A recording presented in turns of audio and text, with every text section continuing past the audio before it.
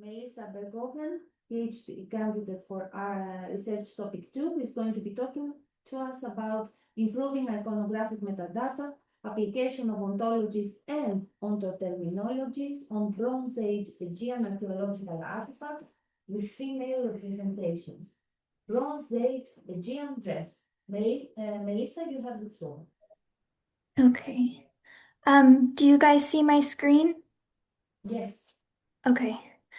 Good morning. Today I'll be presenting on Bronze Age Aegean dress, which will form a part of my thesis currently titled Improving Iconographic Metadata, Application of Ontologies and Ontoterminologies on Bronze Age Aegean Archaeological Artifacts with Female Representations. Before going into my primary topic for today's presentation, I first wanted to mention my methodology in terms of my iconographic approach. As I've repeated in many of these meetings, I'll be using the approaches set forth by Sorvinu Inwood and Stansbury O'Donnell. However, upon further research, I find it important to add in Panofsky's approach, namely his pre-iconographical description. In this first step of his three-pronged system, Panofsky explains how the depicted subject matter should be identified. This fits in nicely with my approach in which the objects, gestures, actions, setting, and themes of an iconographic artifact must be highlighted within the metadata of a given dataset. Dress, then, as objects closely connected to the figures that wear them, is an important element within my iconographic metadata ontoterminology, as we'll see in the following slides. So to begin, dress is a general and global term that is concerned with all aspects of human appearance and includes not only the items themselves, but also the act of manipulating one's appearance. However, this term might be problematic since dress is colloquially and commonly used as a specific type of garment, and so might be semantically confusing. It might therefore be preferable to use a term like kosmos or adornment, which was utilized in a conference all about Bronze Age Aegean adornment evidence within the archaeological record. This is something that I'll have to decide by the end of my project, but at the moment I've stuck with the term dress. So within the scholarship of dress, I found four main categories, though they aren't addressed equally. By far, the most studied is garments, which have been analyzed not only iconographically, but also experimentally in the form of physical reconstructions. Next are hairstyles, which have been heavily studied in terms of the Theron wall paintings, and rarely in examples from other sites or in other media. Accessories have primarily been studied through jewelry, though there are other types of accessories, as you'll soon see. And finally, cosmetics have been minimally studied as well, though there are some articles on the topic. So these four categories then form subconcepts within my iconographic metadata ontoterminology, which I briefly discussed in the fifth PhD meeting. So garment, dress, accessories, and cosmetics are subconcepts of garment, hairstyle, accessories, and cosmetics are subconcepts of dress, which is then a subconcept for inanimate object, which is likewise a subconcept of object, one of the main concepts for this ontoterminology. Within the next 20 minutes, I'll explain further subconcepts for each of these aspects of dress using the wall paintings from my dataset as examples. So let's start with cosmetics first because this subconcept is quite straightforward. Cosmetics can be defined as a type of dress in which the skin is temporarily manipulated. This differs from tattoos, which are permanent manipulation, and might be added to this ontoterminology in the future, depending on the needs of my other case studies. As you can see from the wall painting examples on the screen, cosmetics can be applied to various body parts. Nearly all of these female figures have painted lips and lined eyes. Some also have their cheek or ear painted. For this reason, the only axis of difference needed for these concepts are the cosmetic location. More detailed information, such as the color or shape of the cosmetic, will be noted in an attribute. Though I think the preferred terms for these cosmetics will be, for example, cheek cosmetic and eye cosmetic, I think other more modern terms will be included with a lesser status. Blush and eyeliner, for example, will be tolerated terms. Also quite simple is the subconcept of jewelry, which is additional dress for decorating the body. I think I might have to tweak the formal definitions for some of these concepts, but I'll refine them later. So like with cosmetics, the first axis of difference for jewelry is based on their location on the body. However, there are many more differences that are namely based on suggested material type and shape. For example, with necklaces, they appear to be either made of thread or a sheet of metal. Those that are threaded may or may not have beads, which also come in a variety of shapes. Sheet necklaces can also come in different decorations. Both types of necklaces could then be painted in either a U or S shape, which might correlate to how tight or loose they hang from the body. This hierarchy of concepts is replicated for armlets, anklets, and bracelets. Earrings and rings, however, are different. Rings aren't very common, so further subconcepts are not currently necessary, but for earrings there appear to be three main types based on how they're shaped.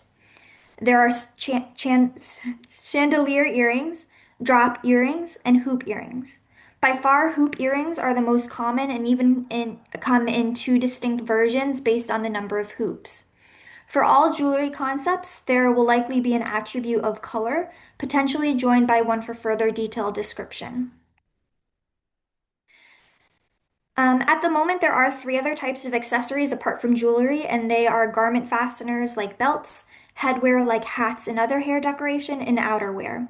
I haven't focused as much on these concepts, but I'd imagine that the axes of difference for these concepts will be based on their function and how they look. Once again, color and other important descriptions will be held within the attributes. Now comes the harder concepts to try to figure out, beginning with garments. It appears that most female figures from Bronze Age Aegean wall paintings wear some sort of full body garment as a base layer and are often generally called terms like robe, tunic, chemis, hienos, or chiton. However, not much specification is made within the literature, at least in a consistent, agreed upon manner on what these mean or what the differences between them might be. What seems to be important in terms of differentiation is the neckline and the length of the skirt, and less so sleeves. You can see the three most popular iterations of this full body garment on the screen. On the top left is a deep V neckline full body garment. To the right is a more closed V neckline. And at the bottom is a full body garment with a horizontal neckline. The first two I'm more inclined to call a robe or chemise, while the last one I would consider a tunic. This is because the last full body garment is often worn alone, while the first two usually have a separate skirt on top. A big problem with this concept and its subconcepts, however, is that it's often difficult to distinguish between different types, especially when the neckline isn't visible, or to determine if it is a full body garment or simply an upper body one. Turning to lower body garments, for female figures in Bronze Age Aegean wall paintings, this is represented by various skirts. As with the full body garments, skirts are distinguished by skirt length, but there are also other more important differences to keep in mind. These include the skirt shape and texture. Most popularly depicted are tiered skirts, which are commonly known as flounced within the scholarship. There are different types of these skirts, as can be seen in the central three images. Also pictured are shaggy, bell-shaped skirts that are depicted in different lengths. I've also included loincloths in this section, but I haven't quite figured out how they'll be noted within the ontoterminology, maybe as short, fitted, single-leg whole lower body garment. I won't discuss upper body garments, as again it's hard to determine the difference between them and full body garments. But for all subconcepts of garments, I'll probably make attributes for color, pattern, and other descriptive details. Hairstyles are also a little tougher to conceptualize. Though the wall paintings at Thera have been extensively studied in terms of hairstyle, and even led to a correlation between hairstyle and stage of life, these conventions are only true for this site. I plan on keeping as close to these conventions as possible while also making it inclusive of non-Theran wall painting examples. So, the main axes of difference will be based on the hairstyle length, texture, and type. I might add more that would indicate the number and location of tendrils, which is an important distinction for the younger age groups at Thera, and I might also distinguish between the different types of updos. For example, some are more simple buns, while others are different types of braids. I've also included a concept for those who have their head covered, and I'll be able to distinguish between whether the entire hair is covered or not. There are some other problematic dress items that I still have to conceptualize within my ontoterminology. For example, the two women on the left were natural objects as accessory pieces. Should they then be conceptualized within the accessory concept, or should they be kept as a natural inanimate object, but with the same relationship as accessories? I'm thinking I'll probably implement this second option because their primary function is not as an accessory. Then there are two garments on the right um, that are quite unique, and so I'm not sure how to conceptualize them either. I'm thinking I'll probably have them as a subconcept of outerwear, but I'm not sure. Here then you can see how I've recorded all of these concepts within Teddy. I've got the concepts and differences pretty much fully included, but I have to input all of the attributes and relations, as well as the example objects, of course. I've mentioned that most of the attributes for dress will be concerned with color and any other descriptive details. The relationship should be pretty straightforward as well. Each garment will most likely be worn by a female figure, the reverse of which would be is wearing. However, there are instances where figures don't wear the dress item but are merely holding them. So for these cases, the relation would be that the dress item is interacted with by a figure, and the reverse would be a figure interacts with the dress item. I've also started working on the linguistic terms for these concepts, though primarily for the easier jewelry and cosmetics concepts. Like I mentioned previously, the preferred term for the concept cosmetic for eye is eye cosmetic, though alternates are various iterations of eye makeup, and a tolerated term is eyeliner.